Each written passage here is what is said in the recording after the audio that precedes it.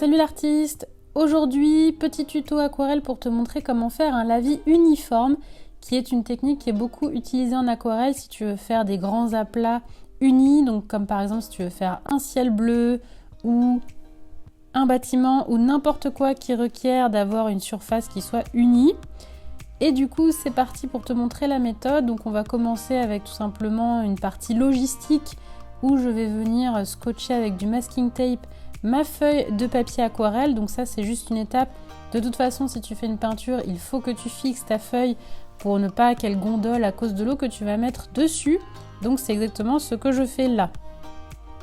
Alors, petit détail, comme tu le vois, je ne l'ai pas scotché directement sur mon bureau. Je l'ai mis sur, bon moi c'est sur l'arrière d'un sketchbook, mais c'est sur une surface que je vais pouvoir bouger. Et je vais t'expliquer pourquoi pendant que je fais le lavis. Donc après la fixation de la feuille, la deuxième étape, ça va être de préparer ce qu'on appelle le jus d'aquarelle.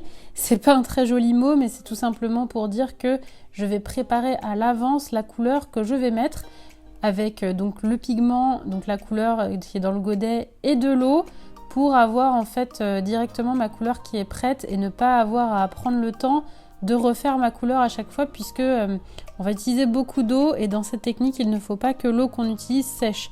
Donc le fait que tout soit prêt à l'avance, ça va te permettre de travailler pendant que tout est encore mouillé et c'est ça qui va permettre un rendu uni. Donc là, n'hésite pas à préparer même limite trop de couleurs hein, si tu veux être sûr d'en avoir suffisamment pour toute la surface que tu veux remplir. Donc là, on va du coup pouvoir commencer le lavis en commençant en haut à gauche et en venant le travailler par ligne. Et en fait, comme tu le vois, donc là, je suis en train de pencher mon cahier pour que une goutte se forme en bas de mon lavis, donc en bas des traits que je suis en train de faire. Et mon objectif tout du long, ça va être tout simplement de faire en sorte que cette goutte en fait descende. Donc là, tu vois, je suis en train de faire descendre cette goutte petit à petit.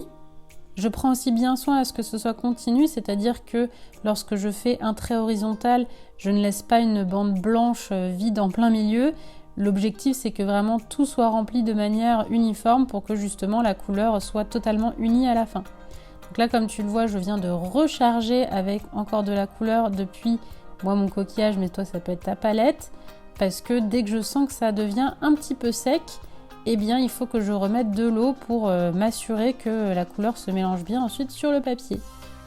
Alors c'est une technique, comme tu le vois, qui est simple de manière théorique, mais si tu n'y arrives pas du premier coup, ne t'inquiète pas, c'est normal.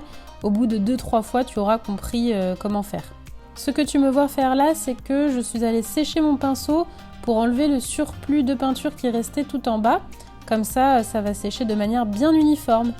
Donc ça, c'était la partie théorique pour si tu débutes. Moi, comme tu le vois, là, je repasse par-dessus pour que ce soit encore plus orange. Et ça, c'est la vitesse normale à laquelle je vais parce que j'ai plus l'habitude de le faire. Et ça, c'est le résultat final. Donc une fois que tout est bien sec, eh bien, je viens tout simplement enlever le scotch autour de mon lavis. Et du coup, ça me fait une bande bien nette tout autour de la couleur et on voit bien qu'elle est totalement unie. J'espère que cette rapide technique t'a été utile.